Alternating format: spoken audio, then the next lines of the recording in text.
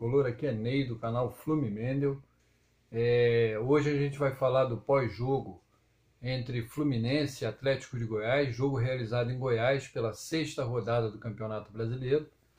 O Fluminense sofreu a primeira derrota no Brasileirão, né? 1-0 Atlético de Goiás.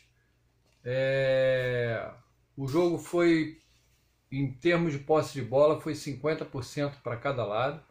As duas equipes tiveram o mesmo percentual de posse de bola, embora o Atlético de Goiás tenha chutado mais e tenha levado mais perigo à meta do Fluminense. O Fluminense não conseguiu ser um time agressivo, tocou muita bola, mas não conseguiu furar o bloqueio da defesa do Atlético de Goiás. O nosso artilheiro Fred teve 3 chances de finalizar e sem sucesso, as 3 chances foram efetuadas sem sucesso. O melhor em campo foi Gabriel Teixeira, um jogador incisivo, driblador, que partiu para cima da zaga adversária e levou muito perigo para a zaga adversária, infernizou a zaga do Atlético de Goiás. Também fez uma boa partida o Nino, né? Teve um lance que ele deixou o adversário, deu uma bobeira de saída de bola, o adversário roubou a bola no começo do jogo, mas depois ele se firmou e ganhou todas as bolas por baixo e pelo alto também, né? O nosso goleiro Marcos Felipe fez um bom jogo, não teve culpa nenhuma no gol, né? E ainda teve sorte por erro nas finalizações do Atlético de Goiás, né? A gente podia ter sofrido mais gols nessa partida. Mais uma vez o Fluminense deixou a desejar, não teve méritos na passagem do meio campo para o ataque, time lento, né? Pois o nosso camisa 10 já tem 39 anos e não consegue dar dinamismo ao meio campo do Fluminense, ele só consegue levar perigo nas bolas paradas, né? Nas bolas paradas o Nenê é um exímio cobrador. Mas fora isso, ele tem demonstrado muita lentidão. Já não é de hoje que eu gravo vídeos pedindo que o Fluminense contrate um meio-campo habilidoso e jovem para o setor, mas a gente só vive de promessas, né? O presidente agora, na última entrevista, prometeu 3 reforços, mas sabe-se lá quando esses reforços vão chegar, né? E que reforços virão também, né? A gente não sabe. Exemplo de mais contratações é o nosso Bobadilla, que até agora não demonstrou para que veio para o Fluminense realmente, né? Um jogador que até o momento não mostrou seu valor. Bom, gente, um jogo que a gente não teve eficiência, como eu falei. Tivemos azar de perder 2 laterais. Calegari iniciou o jogo, no final do primeiro tempo ele sentiu, no segundo tempo voltou Samuel Xavier no seu lugar, né? Samuel Xavier que estava vindo de uma contusão, e o Samuel Xavier sentiu novamente a contusão, teve que sair. O Fluminense teve que mexer na sua equipe toda, botou o André, tirou o Iago do meio campo, colocou na lateral direita.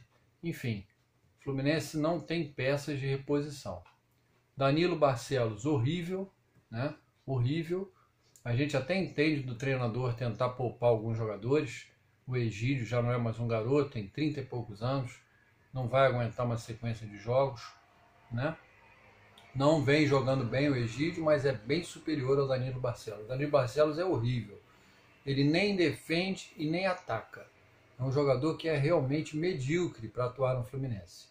É preferível a gente já efetivar esse Jefté, que é um garoto, porque eu tenho certeza que o garoto vai render mais do que ele, né? Infelizmente a gente está sem lateral esquerdo, né? E agora a gente está sem lateral direito. Eu não sei qual vai ser o jogador que vai jogar contra o Corinthians no próximo jogo, uma vez que o Calegari sentiu e o Samuel Xavier também, né? Eu não sei quem vai ser escalado ali na lateral direita do Fluminense. Se vai ter tempo hábil de algum dos dois se recuperar, para a gente não entrar desfalcado contra o Corinthians, né? Bom, o Fluminense teve a primeira derrota, ficou mais atrás na tabela, né? A gente já está indo para a parte de trás. E então é necessário que haja uma reviravolta, que a gente consiga vencer o Corinthians. Porque senão a gente vai começar a ir lá para baixo da tabela e a situação vai ficar meio desagradável, né? E eu já começo a ter medo até do Criciúma, gente. Com esse time que a gente tem, eu tenho medo até do Criciúma. Quanto mais do Cerro Porteño, né? A torcida se iludiu um pouco naquela vitória contra o River, se iludiu um pouco com algumas vitórias de 1-0 do Fluminense, com alguns gols de bola alçada, de sobra, enfim. O Fluminense não consegue atuar bem, ele não consegue pressionar o adversário. Ele faz gols e consegue vitórias de umas bolas alçadas ou de alguma jogada de bola alçada e cabeçada dentro da área, ou falta, enfim. Ele não consegue ser superior a qualquer adversário nos 90 minutos. Tá? É muito difícil. A última vez que o Fluminense foi superior, eu acho que já tem mais de 10 jogos. Ele não consegue ser eficiente. Ele é dominado, geralmente ele é dominado pelo adversário e ganha um jogo numa bola de sorte, né? Então a gente tem que mudar alguma coisa. A gente tem que contratar. Essa direção tem que ser mais eficiente, parar de prometer e cumprir, né? Com mais rapidez, porque os campeonatos estão aí. Daqui a pouco a gente já está no meio do campeonato e aí a gente vai estar brigando lá embaixo, né? Brigando para não cair, né? Porque todos os times contrataram, menos o Fluminense, que quando contrata errado, né? A temporada é longa, o time precisa de reforço, o time é fraco, né? E precisa de reforço o mais rápido possível. Eu sei que é bom a gente vender jogador e ganhar dinheiro, mas é bom também a gente injetar um pouquinho de dinheiro no time, né? Não é só pagar contas, não. Próximo adversário é o Corinthians, que vem de recuperação. O Corinthians vem de uma vitória. É um campeonato que o Flu precisa vencer para não despencar na tabela, né? O brasileiro é nivelado e é um campeonato que hoje você está em cima, amanhã você está brigando lá embaixo.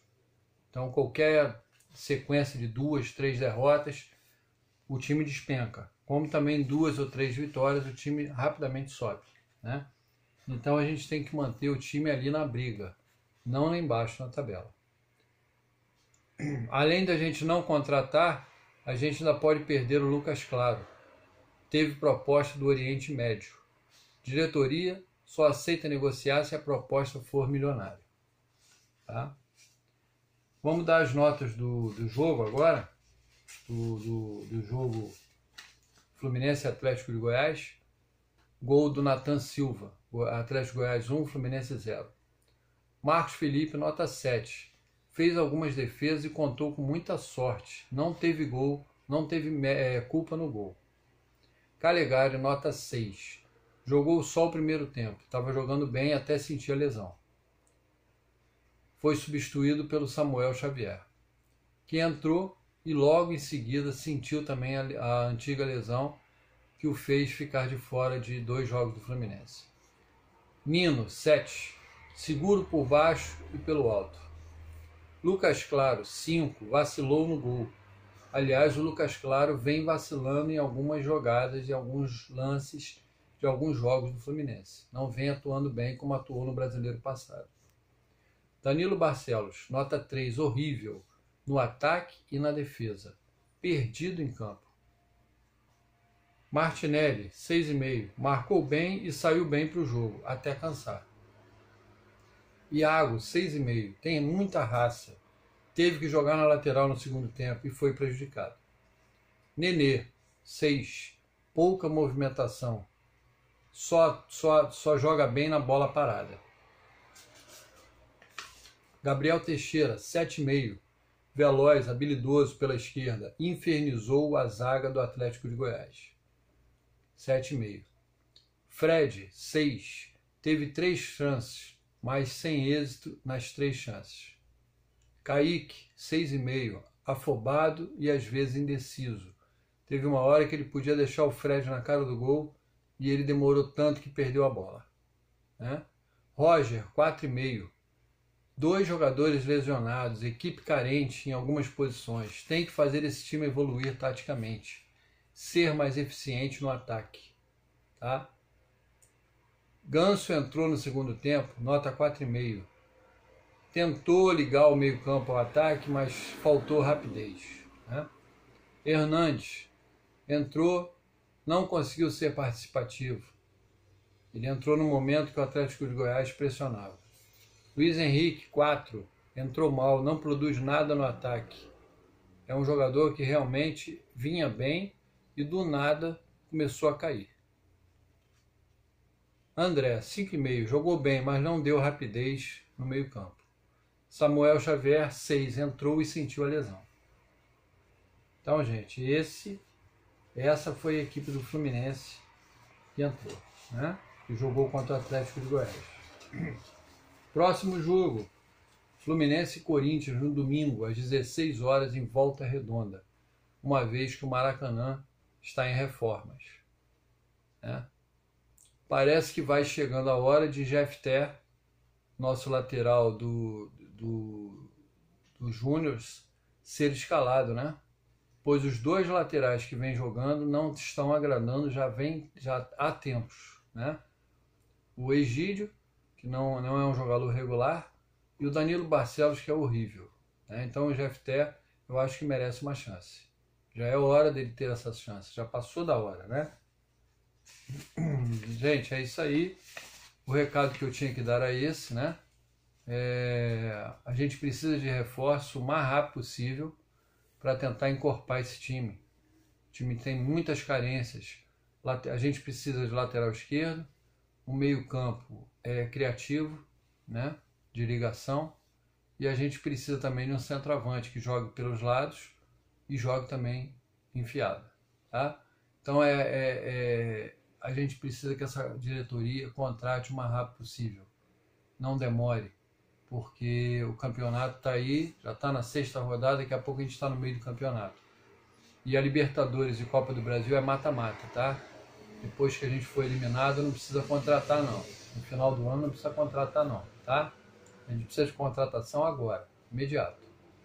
É isso aí, pessoal. Saudações tricolores. Peço que vocês se inscrevam no canal, deem um like e divulguem para todos os tricolores possíveis. Abraço a todos. Saudações tricolores.